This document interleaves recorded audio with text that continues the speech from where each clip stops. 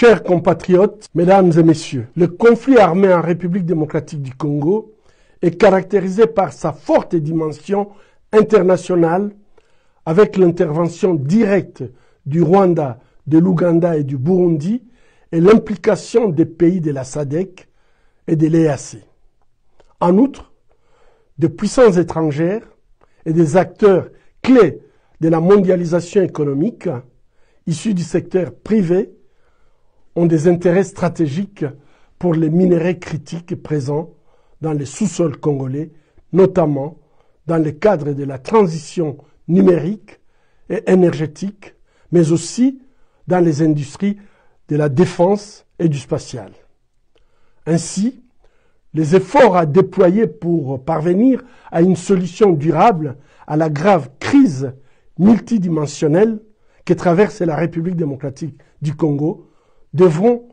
également avoir une forte dimension internationale. Toute tentative de réduire le conflit en cours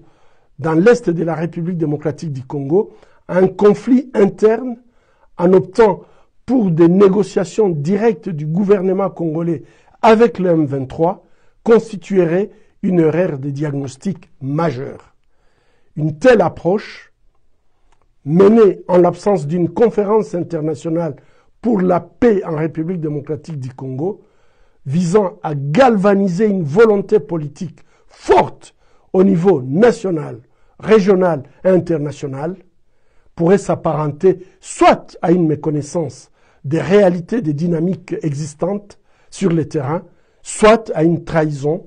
de la patrie. C'est pourquoi nous appelons à la tenue d'une conférence internationale pour la paix en République démocratique du Congo, qui aurait pour objectif de revitaliser l'accord cadre d'Addis Abeba et de créer une plateforme de haut niveau visant à faciliter un dialogue constructif et à la hauteur des défis actuels. Cette conférence permettrait d'aboutir à une feuille de route concertée définissant des actions concrètes au niveau national, régional et international. Elle offrirait également l'occasion de mobiliser le moyen nécessaire pour sortir de la crise actuelle et jeter les bases d'un projet de paix durable en République démocratique du Congo dans le cadre du pacte social pour la paix promis sous l'égide de la CENCO et de l'ECC. De plus, les différents mécanismes de suivi de l'accord cadre d'Addis Abeba mis en place pour garantir une mise en œuvre effective et de bonne foi des engagements de toutes les parties devront être revitalisés avec le soutien des pays et des institutions partenaires de la RDC, notamment les co-garants de l'accord cadre d'Addis Abeba. Dans l'intervalle, les pressions internationales devront s'accentuer pour veiller à faire respecter les prescrits de la résolution 2773 du Conseil de sécurité des Nations Unies qui exhorte les parties à un cessez-le-feu immédiat et inconditionnel et demande à la force de défense rwandaise de cesser de soutenir le M23 et de se retirer immédiatement du territoire de la République démocratique du Congo, et ceci sans condition préalable.